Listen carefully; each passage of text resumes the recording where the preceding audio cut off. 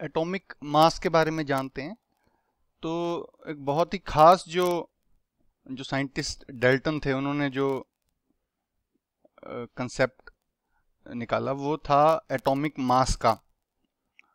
तो हर एक जो एलिमेंट होती है उसकी एक करेक्टरिस्टिक होती है एटॉमिक मास, उसकी एक हर एक का एलिमेंट का एक अपना एटॉमिक मास होता है। तो जो थ्योरी जो हमारी लॉ ऑफ कांस्टेंट प्रोपोर्शंस पहले जो था तो उसको ये एटॉमिक मास बिल्कुल उसमें फिट बैठी उस हमारी थ्योरी के अंदर। और बाकी साइंटिस्ट भी एक एटम का मास जानने के लिए काफ़ी उत्सुक हुए, लेकिन एक एटम का जो मास है वो निकालना रिलेटिवली काफ़ी मुश्किल टास्क है। तो उन्होंने रिलेटिव एटॉमिक मासेस की आपस में क्या रिलेटिव मास है हर एलिमेंट के एटम का, तो ये उन्होंने निकालना या पता लगाना शुरू किया। तो इसके लिए उन्होंने लॉ ऑफ केमिकल कॉम्बिनेशंस, अलग अलग केमिकल जो रिएक्शंस के हिसाब से जो कंपाउंड फॉर्म होते हैं उसका सहारा लिया। जैसे एक एग्जांपल देखते हैं कि जो हमारा एक कंपाउंड है कार्बन मोनोक्साइड, तो वो कार्बन और ऑक्सीजन दोनों से बनता है। तो एक्सपेरिमेंटली हमें पता लगता है कि इसमें कार्बन मोनोक्साइड में 3 ग्राम कार्बन होती है और 4 ग्राम ऑक्सीजन कंबाइन होके जो कार्बन मोनोक्साइड बनाती है। तो हम ये कह सकते हैं कि कार्बन के रिलेटिव 4/3 टाइम्स हमें ऑक्सीजन इसके अंदर होती है। तो सपोज हम कार्बन तो इस तरीके से रिलेटिव हो गया। अब ये कार्बन के रिलेटिव ऑक्सीजन इसमें है 4/3। तो पहले इसको एटॉमिक मास यूनिट जो हम बोलते थे, फिर बाद में एएमयू इसकी शॉर्ट फॉर्म थी, लेकिन जो लेटेस्ट आईयूपीएसी की रिकमेंडेशंस हैं उसके हिसाब से सिर्फ यू यूज करते हैं। यू का यूनिफाइड मास से लिया गया यू। तो यूनिफाइड जो एक यू एक कार्बन एटम के बराबर है। तो कार्बन एटम को हम क्या बोलेंगे, कितना मास है उसका, 1.0 यू।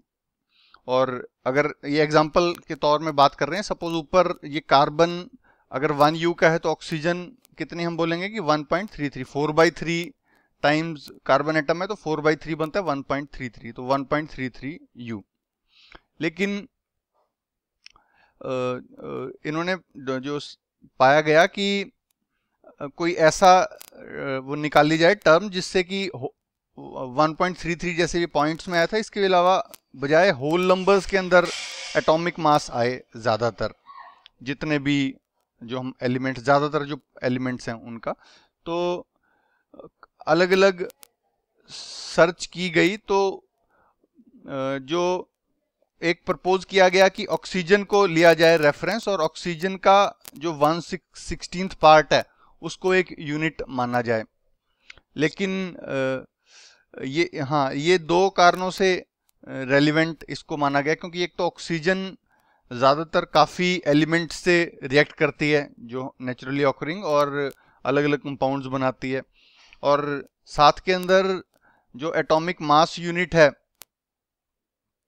वो अगर ये लेते हैं तो होल नंबर्स में ज़्यादातर, और एलिमेंट्स को भी पॉइंट्स की बजाय होल नंबर्स के अंदर उनका एटॉमिक मास यूनिट आता है।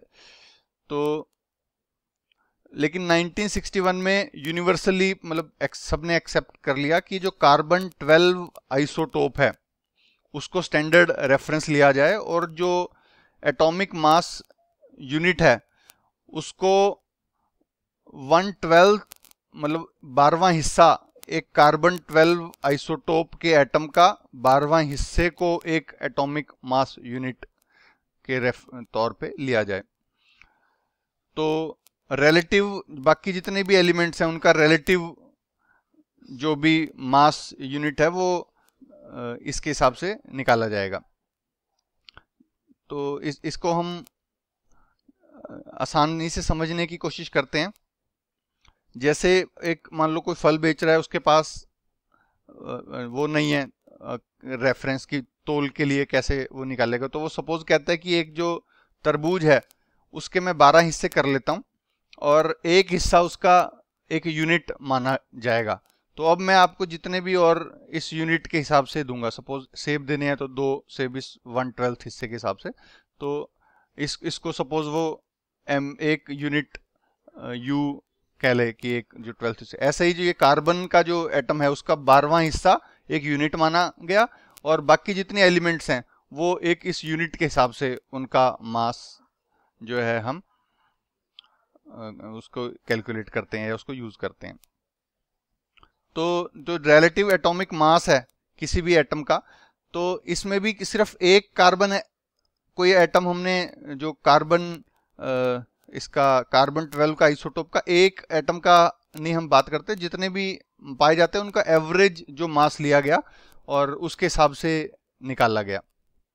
तो ये एटॉमिक मास कुछ एलिमेंट्स के दे रखे हैं इसी हिसाब से।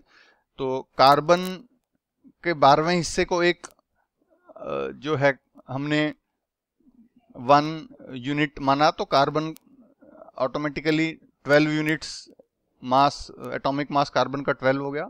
ऑक्सीजन का 1 है, नाइट्रोजन का 14, ऑक्सीजन का 16। तो ऐसे सबका अलग अलग है। ज़्यादातर आप पाएंगे कि होल नंबर्स हैं, कि पॉइंट्स के अंदर कोई कोई है, जैसे क्लोरीन पॉइंट्स में 35.5, बाकी सब होल नंबर्स हैं। तो ये हमने मास, एटॉमिक मास जो है इस तरीके से किए जाते हैं। तो एग्जिस्ट करते हैं किस तरीके से करते हैं एटम्स ज़्यादातर, तो सिंगल एटम्स नहीं एग्जिस्ट करते इंडिपेंडेंटली। ज़्यादातर जो एटम्स हैं वो मिलके या तो मॉलिक्यूल्स बना लेते हैं या आयंस बना लेते हैं नेचुरली जो हमें मिलते हैं।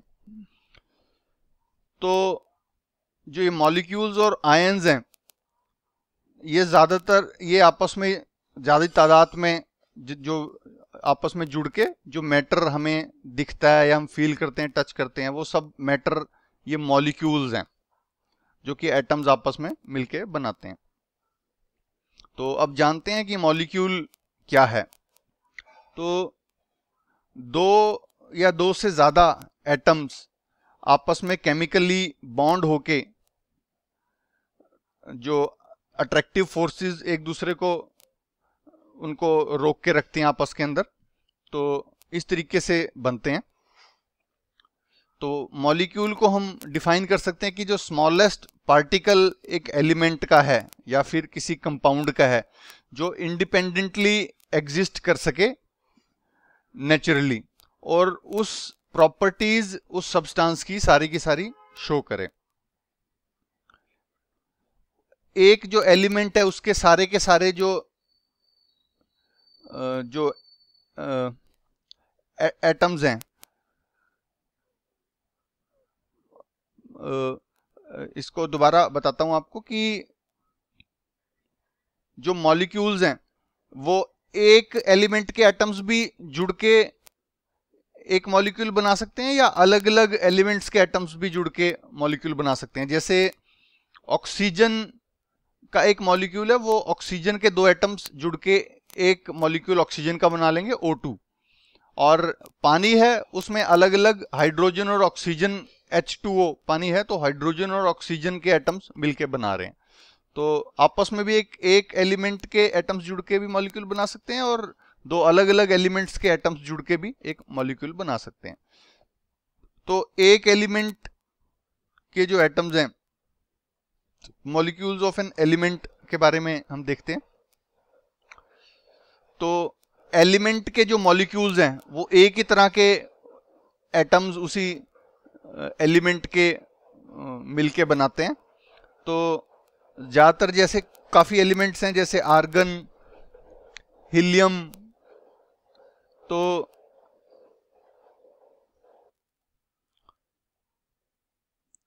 आर्गन, हीलियम इस तरह के एग्जांपल्स हैं।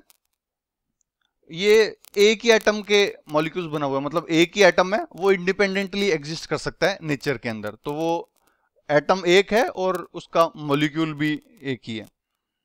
लेकिन नॉन मेटल्स के केस में ये नहीं है। जैसे ऑक्सीजन जो है उसके दो एटम्स नेचुरली एग्जिस्ट करते हैं, मतलब जो हमें ऑक्सीजन कुदरती तौर पे मिलती है वो H2 की फॉर्म में मिलती है कि दो हाइड्रोजन के एटम्स आपस में मिलके एक मॉलिक्यूल बनाएंगे तो उसको O2 कहेंगे।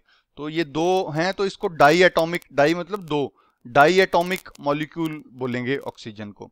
ऐसे ही ऑक्सीजन के तीन जो एटम्स हैं अगर मिलके एक मॉलिक्यूल बनाएं तो वो H3 बन जाता है, उसको ओजोन कहते हैं। जो हमारी ओजोन एटमॉस्फेयर में ऊपर पाई जाती है, यूवी रेज जो सन से आती है उनसे बचाती है ओजोन, तो ये ओजोन भी ऑक्सीजन फॉर्म कर सकती है। तो उस मॉलिक्यूल के अंदर कितने एटम्स मिलके वो मॉलिक्यूल बना रहे हैं इसको एटॉमिसिटी कहते हैं। तो ये ऑक्सीजन की एटॉमिसिटी होगी 2, क्योंकि दो एटम्स मिलके ऑक्सीजन का एक मॉलिक्यूल बना रहे हैं। तो मेटल के मॉलिक्यूल्स और कुछ अलग एलिमेंट्स के जैसे कार्बन के, उनका सिंपल स्ट्रक्चर नहीं होता और काफी बड़े बड़े मॉलिक्यूल्स होते हैं और उनके कुछ इनडेफिनेट नंबर ऑफ एटम्स आपस में मिलके बनाते हैं। मतलब कुछ फिक्स नहीं है कि कार्बन के कितने मिलेंगे, ज्यादा भी मिल सकते हैं, कब भी मिल सकते हैं। तो इस तरीके से कुछ ऐसा बिहेवियर शो करते हैं। तो इसमें एटॉमिसिटी देखते हैं हम कुछ एलिमेंट्स की, कि नॉन मेटल्स के अंदर ये आर्गन, हीलियम, ये मोनो एटॉमिक है, मतलब ये एक ही एटम इनके मॉलिक्यूल में होता है और ये नेचुरली जो मिलता है एग्जिस्ट कर सकता है। ऐसे ही ऑक्सीजन, हाइड्रोजन, नाइट्रोजन, क्लोरीन, ये डाई एटॉमिक हैं। इनका नेचुरली जो ऑक्सीजन मिलेगी उसमें दो एटम्स H2 की फॉर्म में मिलेगी। ऐसे ही जो मेटल्स, ऐसे फास्फोरस है नॉन मेटल, वो टेट्रा एटॉमिक है, और सल्फर वो पॉली एटॉमिक है कि काफी ज्यादा सल्फर के मॉलिक्यूल्स आपस में, जो एटम्स जुड़ के एक सल्फर का मॉलिक्यूल बनाते हैं। तो मेटल्स जो हैं सोडियम, आयरन, एल्युमिनियम, कॉपर, ये मोनो एटॉमिक हैं कि इनका एक एटम इंडिपेंडेंटली एग्जिस्ट कर सकता है। ये तो हमने एलिमेंट्स के मॉलिक्यूल्स के बारे में जाना। अब हम कंपाउंड्स के मॉलिक्यूल्स के बारे में जानेंगे कि दो अलग अलग तरह के, दो से ज्यादा अलग अलग तरह के एटम्स मिलके कोई कंपाउंड जो बना रहे हैं।